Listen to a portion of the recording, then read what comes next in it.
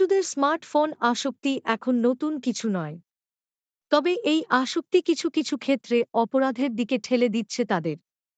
ঘুম পাড়ানো, খাওয়ানো কিংবা কান্না থামানোর জন্য মুহূর্তেই অনেক স্বজন কার্টুন দেখার কথা বলে শিশুদের হাতে তুলে দিয়ে দিচ্ছেন স্মার্টফোন। এভাবে অভ্যস্ত হয়ে দিনের অর্ধেক বা পুরো সময়টাই ফোনে পার করে দিচ্ছে তারা। ফলে সবার অজান্তে অনলাইনে বিভিন্ন সাইটে ঢুকে নেতিবাচক বা ক্ষতিকর কন্টেন্ট দেখা রপ্ত করছে শিশুরা। এতে বাধাগ্রস্ত হচ্ছে তাদের স্বাভাবিক মানসিক বিকাশ। পাশাপাশি নানা রকম অপরাধপ্রবণ মানসিকতাও তৈরি হচ্ছে। এমনকি অনিয়ন্ত্রিত স্মার্টফোন ব্যবহার করার কারণে প্রজনন স্বাস্থ্য বোঝার আগেই অনেক শিশু যৌনতার দিকে ঝুঁকছে বলে জানিয়েছেন বিশেষজ্ঞরা। চলতি বছর চট্টগ্রাম নগরের ৩টি শিক্ষা প্রতিষ্ঠানে নগর পুলিশের বিশেষ শাখা সিটিএসবি একটি জরিপ চালায়। জরিপ চালানো হয় ৭৮২ জন শিক্ষার্থীর ওপর। এতে ভিত্তি ধরা হয় গত ১ বছরের উপস্থিতির হার।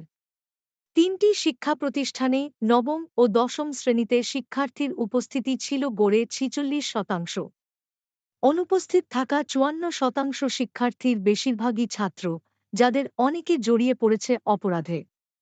সিটিএসবি জানায়, নগরের আইন শৃঙ্খলা পরিস্থিতির অবনতি, সামাজিক অস্থিরতা বা কিশোর গ্যাংয়ের উত্থানের কারণ খুঁজতে গিয়ে স্কুল পড়ুয়া ছাত্রদের অপরাধে জড়িয়ে পড়ার তথ্য পায় পুলিশ।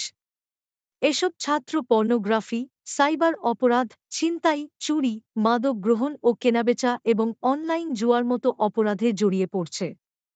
এক্ষেত্রে তারা বেছে নেয় স্কুলের সময়টা। এমনকি স্কুল ফাঁকি দিয়ে বিভিন্ন রাজনৈতিক কর্মসূচিতেও শিক্ষার্থীদের উল্লেখযোগ্য উপস্থিতি দেখা গেছে।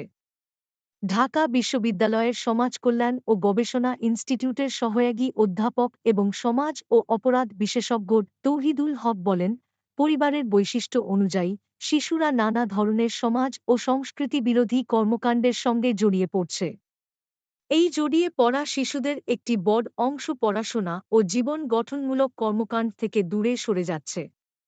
তারা নানা ধরনের অপরাধের সঙ্গে সম্পৃক্ত হচ্ছে।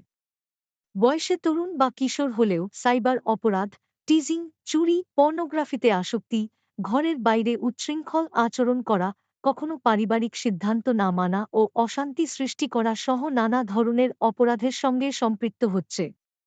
এই সম্পৃক্ততার পেছনের পটভূমি বেশিরভাগ ক্ষেত্রে সৃষ্টি হচ্ছে প্রযুক্তি তথা ডিভাইসের ওপর নির্ভরশীলতার কারণে।